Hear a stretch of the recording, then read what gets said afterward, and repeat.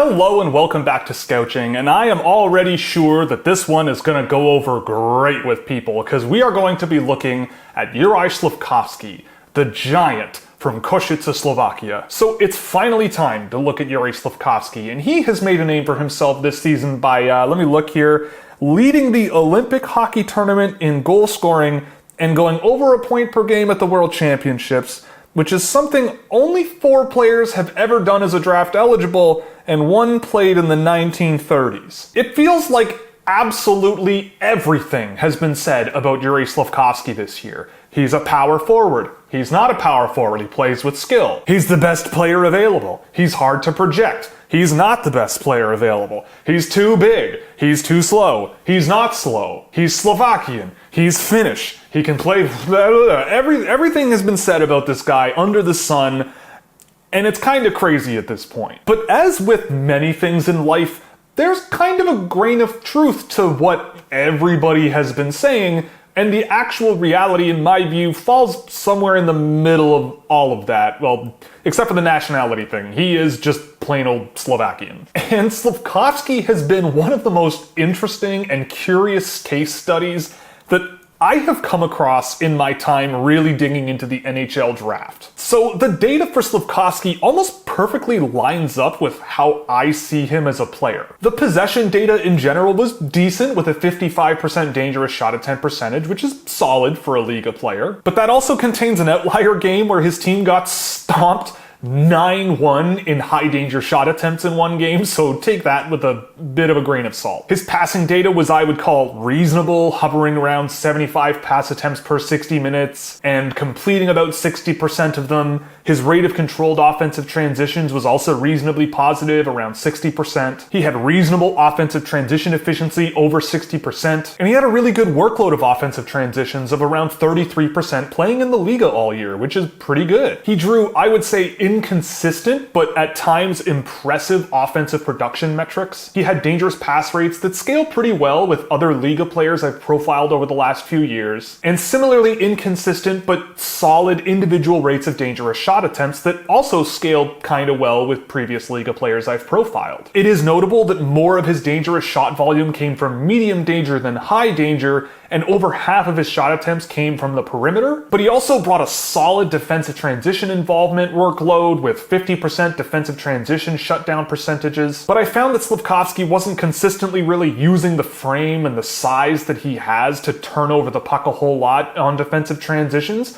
But also this again scales very well with other Liiga teenagers that I've tracked in the past. So when we start breaking down how his offensive transitions are generated and where things are going right and maybe not so much right, we start to see clues about where Slafkovsky might be a little bit limited as a player right now. As when he carried pucks across blue lines offensively, he carried control on those transitions at a rate that put him 8th worst amongst forwards I've tracked, and only controlled 26% of his offensive transitions that he attempted through passes. And as we'll see later, to me, a lack of high-end quickness and real high-end skill really seemed to limit his overall effectiveness moving pucks up the ice consistently and with control. But all in all, pretty much across the board, Slafkovsky lines up really favorably with some really high-end Finnish prospects we've tracked in the same league over the past few years. He may not have shockingly positive results in pretty much any metric really, but he does have an advantage over all of these players, which is being a lot bigger and a lot heavier already at a young age. But I also think he brings some traits that might put him ahead of the rest of the players in the Liiga that I've tracked over the years, especially when you think about comparing them at the same age, so let's find out exactly what I'm talking about. So let's just get this out of the way. It is plain and clear as day to me to see that Juraj Slafkovsky will be an NHL player, and a pretty good one in certain ways. He brings tremendous size, and in my view, he actually knows how to use it. When the puck is on his stick, he uses body positioning extremely well to protect pucks along the boards, and he found ways to shake off pursuers using that body and puck protection skill all of the time, and he was just a very tough player to get on top of. He can bend his knees, get lower to the ice, use that heavy frame to push out of the corners and push off the boards into open space, and he can use that to carve through defenses, which I I really think NHL teams are looking for. At moments he uses pivots that show impressive quickness for such a big player, and using those instances to create open space that he can play in. And this touches on another interesting area of Slafkovsky's game that my data kinda doesn't really capture all that well. And that's just his passing work and ability to hold on to possession in the offensive zone and extending cycles. He gains valuable time to allow teammates to move into open space or get better looks at the offensive zone that he likes more, and he just uses his gigantic body to hold defenses off with ease, or gaining possessions and starting offensive zone cycles in the first place. Even when he's facing more pressure than what I would consider is normal for him in a day-to-day basis, he finds ways to get his arms free and use his gigantic body to make plays that,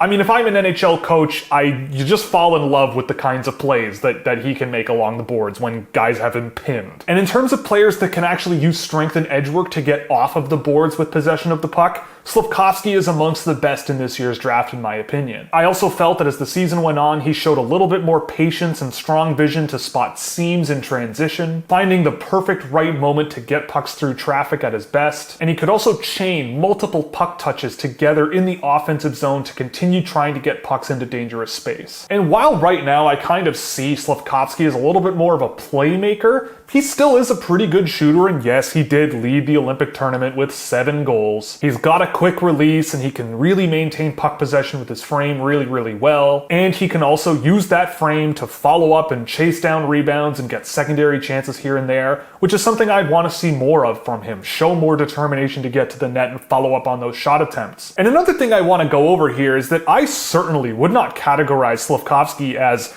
slow as I've seen a few people portray him as. When it comes to velocity, size can kind of be deceiving. Just go watch a bison in real life run and tell me those things can't move, because they are gigantic and they can really move, but they don't really look like it a whole lot of the time. Now, Slafkovsky may take some time to hit a top speed that I would consider good, but he's got a surprisingly graceful and I would say efficient stride for such a big player. I would just like to see him pushing defenders on their heels with pace a little bit more in offensive transition scenarios, because I believe he's capable of doing so. The strength he possesses just makes him such a great little things player that can drive play in tiny little ways all over the ice that really sticks out if you're paying attention. And I think with more skilled and dynamic forwards on his line, he can certainly help them play their game a little bit more efficiently and more often, because Slafkovsky, with his size and resilience, often made himself a target for direct coverage or double coverage, and if that makes other teammates of his open in open ice, if he can find them, that could be dangerous chances for in the offensive zone. Even if Slafkovsky reads oncoming pressure and doesn't really carry a whole lot of pace in possession of the puck, he knows when and how to move pucks to safety more often than not, I would say. And I think he shows the potential for at least being a very, very reliable possession winger on any line in the National Hockey League. So that's all fine and dandy, but what about defense? You might look at him being as big as he is and think, well, he must be a gigantic bruiser and a real pain defensively, because I would be too if I were that big. But while he's no Gentle Giant, which is a great band by the way that you should check out, he more often uses his reach and fluid footwork to monitor, chase down, and really get involved in defensive transitions. I saw intelligent reads to cover for defenders and make simple plays on breakouts. And the reach he has also gives him, well, a lot of reach. He could get himself in rushing lanes and just be a little bit of an octopus in the neutral zone from time to time. And he did cause a few turnovers in transition that he could just jump right into and get pucks going the other way. Would I like to see him use his feet more and get physical?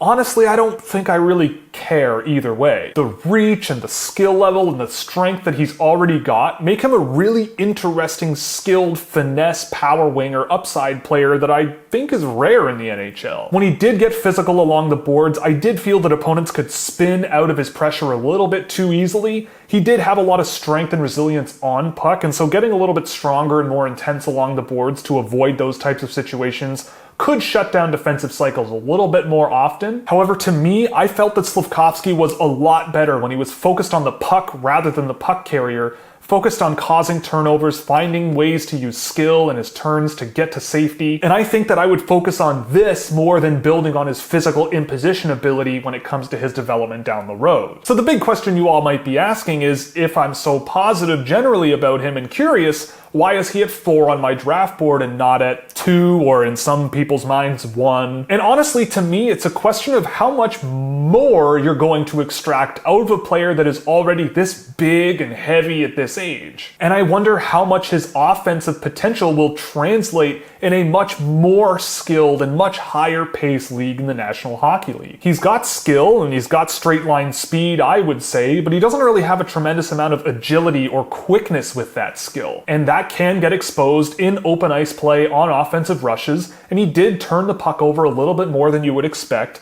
Can it improve? Sure, but it needs to be noted. And I think if this area doesn't get a little bit better, it might limit his offensive output in the NHL, even if he's going to be probably a very, very strong possession winger. He can problem solve through direct one-on-one challenges here and there, but really complex and multi-coverage situations are not really his strong suit right now. But it's also not easy to do that, so we'll see how that works out for him over time. But I have also seen really big players in the National Hockey League show great skill with their hands. So there could be really good development for Slafkovsky here to make him a little bit more dynamic in these situations. And I think he could become a more reliable puck transporter and puck carrier because of those improvements. So to me, Slafkovsky is one of the more easily projectable players to the National Hockey League in this year's draft. It is plain to see how he could be a strong possession player, extending cycles, resisting pressure effectively, and participating in transition with resilience and skill and strength, showing great puck protection ability and combining it with strong awareness of line mates. So the best part of Juraj Slafkovsky's game to me is the puck protection. In the NHL, I would say that having pace and speed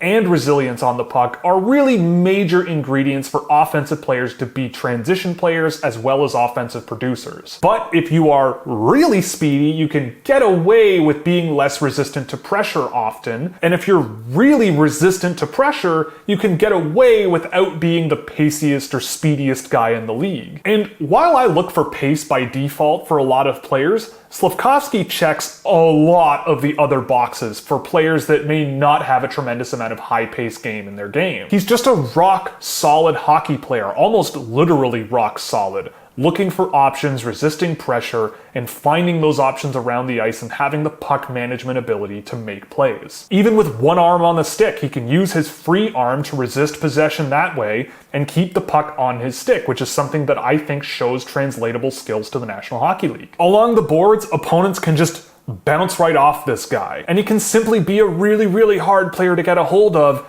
And he's doing all of this against men overseas in a professional league. And to me, this area of the game is universally translatable to pretty much any National Hockey League team. And to see it at this age, at this level of play, is really, really impressive. The good part is Slafkovsky's ability to make plays coming off the boards. He may lack really high-end speed and skill, but he counters that with really strong awareness, spotting passing lanes, spotting little seams to get pucks into space, and his timing to decide whether to carry or how to possess pucks along the boards or when to move pucks off the boards. It's all just really, really strong with him more often than not. The strength he has allows him to come off the boards really efficiently and get into more dangerous space for creative passing chances or shooting the puck himself from the middle of the ice. And it was inconsistent, but that's something that I want to see more of out of him as he gets stronger and quicker as he moves on into the next levels of hockey. And that awareness is even on display when playing in offensive situations outside of the offensive zone, making quick passes off the boards under pressure to hit streaking line mates to get offensive transitions going. And combining this with his puck protection ability, I think it's pretty easy to see the type of player we're dealing with here. The not so good part is I would call his evasion skill and pace of his game. I don't think there's anything really limiting Slafkovsky from being what I would just consider being a really good NHL hockey player, but I do think his size and weight might limit the actual amount of offensive production success he's going to have at the next level, at least without the help of line mates who can finish plays off for him when he's playing a strong, more perimeter-based possession game. It's a bit of a gut feeling, and it's hard to really articulate exactly what I mean by this, but this is a player people have ranked as high as first overall on their boards, and when you're picking first overall, you got to be really sure that that player will carry the most value for your team down the road in all areas of the game, or at least as many as you can play in. And I just have this feeling that he kind of misses the mark in terms of offensive upside that a lot of other number one draft picks have had in the past. On paper, the passing was inconsistent, especially in transition. And I think this comes down to a lack of adaptive quickness and adaptive skill that was really high pace and high energy that goes along and can compete with some of the higher end guys in this year's draft like Shane Wright or Logan Cooley. I think those guys have skill and adaptive quickness and real pace pushing ability that could push them a little bit over the edge in terms of offensive production, but Slafkovsky is no slouch. So the verdict. Is Juraj Slafkovsky the best player available in this year's draft? I don't think so. Could he be when we look back in 5 or 10 years? Sure. It's possible. There are universes where that certainly could be the outcome. To me, he's not the guy I'm drafting first or second, but after that point, I think all bets are off, and I'm open to the discussion of taking him around that range. But as much as I say that, I look at plays like this, and I wonder where he'll be with a little bit more strength on his frame, getting a little bit more comfortable with his size, and building on his skill level to just improve that offensive capability. I think there's potential for a lot of growth in his game, but it's just a matter of getting there. He battles hard, he's clearly aware of his options when he's making his reads, and he clearly uses his physical traits in ways that I'm personally really interested in protecting pucks around the ice, especially relative to how it's usually expected that big players are expected to play. I think Slafkovsky kind of bucks trends here and there with the way that he plays and the way he could play in the NHL. Could he be developed as a bit more of a wrecking ball, throwing guys to the ice and getting fans out of their seats for physical play? Sure. You could take him that direction if you want, but the flashes of finesse and the ability to win puck battles leading with his stick and using his stick checks, and the body positioning and resilience he has on the puck really seem a lot more interesting to me than turning him into just a real power forward. So he's a relatively simple read that I think has a few projection questions, and I could easily see him doing good stuff in the NHL relatively soon. But how well he'll produce against NHL competition, I think remains to be seen. He did have a relatively low rate of actual success on his dangerous pass attempts, and his overall level of production was fine this year, and the areas from which he's taking shots were also fine. But while he lacks truly elite quickness and skill, that's a trait that you're probably not going to find very much in players as big as Slafkovsky at this age. And clips like this one are tantalizing to watch, and it's no wonder why NHL teams are so interested in this player. I may not have him in my top tier of the draft, but I think he could get there with some time and development, with a team willing to turn him into a more skilled and finesse-based offensive winger. Would I draft him as high as 2 in this year's draft? Probably not. But if my development staff and a bunch of other scouts were twisting my arm and really wanting this player, I could easily make that decision. I like this guy, it's just a question mark of where he'll be in terms of offensive production down the road. He's strong, rangy, pretty intelligent with the puck, he's resilient, and he brings projectable traits that I think could benefit all 32 NHL teams in some way. And even if he peaks as a really good possession player that still needs some skilled and dynamic line mates to play with, being able to prolong cycles and resist pressure and scan for better options while maintaining possession in the offensive zone are really important traits in the National Hockey League. And even for my own self-reflection, I'll be really interested to look back in 5 years and see where his game has gone, because I think there's a lot of possibility with this player, and I'll be really interested to find out what happens. So that's all for this one. Thank you for watching. If you liked it, you can click all the buttons below me so you never miss another video. If you really liked it, you could subscribe on Patreon or click join below to join the YouTube membership program. You'll get access to exclusive player cards, early access to videos, written reports, data sheets for hundreds of drafted and undrafted prospects, as well as plenty of other goodies, or you can pick up some merchandise from the Scouchwear shop, where 50% of profits go to the Women's Sports Foundation. So that's all, and we'll see you in the next one.